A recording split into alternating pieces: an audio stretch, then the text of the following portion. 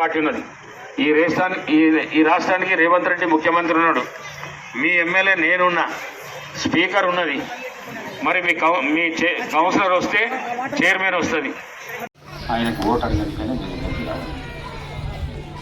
మరి ఈ కార్యక్రమంలో పాల్గొంటున్న పెద్దలు మైపాల్ రెడ్డి గారు, మరి అదేవిధంగా కొత్తముక్కుల గ్రామస్తులకు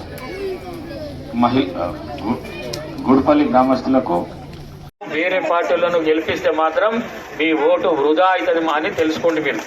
మీరు వేసిన ఓటు వృధా అవుతుంది, అభివృద్ధికి ఆమెడ దూరం అయిపోతుంది. ఇప్పుడు ఎట్లున్నదో 5 ఏళ్ల తర్వాత కూడా గట్లనే ఉంటుంది. అందుకే మీ ఊరు అయినా, మీకు 24 గంటలు అందుబాటులో ఉండేటైనా, మీకు ఎప్పటికంటే అప్పుడు మీకు సమస్యల పట్ల దగ్గర ఉండేటైనా, మీకు ఏం ఆపద వచ్చినా మీ దగ్గరకు వచ్చేటైనా రామకృష్ణారెడ్డి. కాబట్టి రామకృష్ణారెడ్డిని ఈ నెల 11వ తారీఖు ఎన్నికలు ఉన్నాయి, హస్తం గుర్తుకు ఓటేసి భారీ మెజార్టీతో గెలిపించాలని చెప్పేసి మీ అందరితో మరొక్కసారి కోరుకుంటూ సెలవు తీసుకుంటున్నాను. Thank you. తప్పకుండా ఆ విధంగా ప్రయత్నం చేస్తా అని చెప్పేసి మీ అందరికి తెలియలేదు.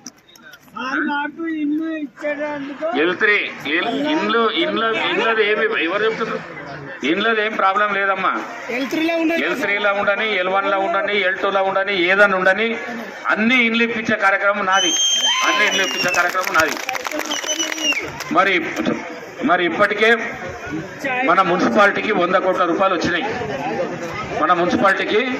100 కోట్ల రూపాయలు వచ్చినాయి. ప్రతి వార్డుకు 200 కోట్లు పని కోసం పెట్టిన, రోడ్ల కోసం కానీ, మోరీల కోసం కానీ, కరెంటు కోసం కానీ, నీళ్ల కోసం కానీ ప్రతి వార్డుకు 2 కోట్ల రూపాయలు పెట్టిన. ఆ పనులు ఈ ఎలక్షన్ కాగానే జరుగుతాయి తప్పకుండా. మరి అట్లనే 270 కోట్లు ముఖ్యమంత్రిని అడిగిన, మన మున్సిపాలిటీ ఈ సరౌండింగ్ ఉన్న ఇచ్చిండు. ఈ మున్సిపాలిటీకి 370 కోట్ల రూపాయలు ఇప్పుడు ఉన్నాయి.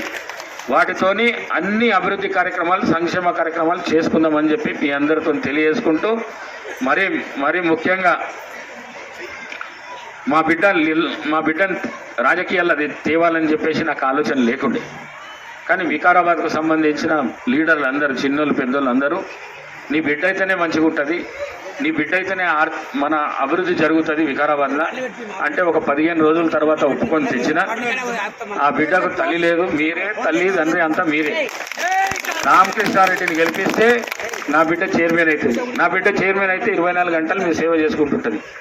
24 గంటలు మీ సేవ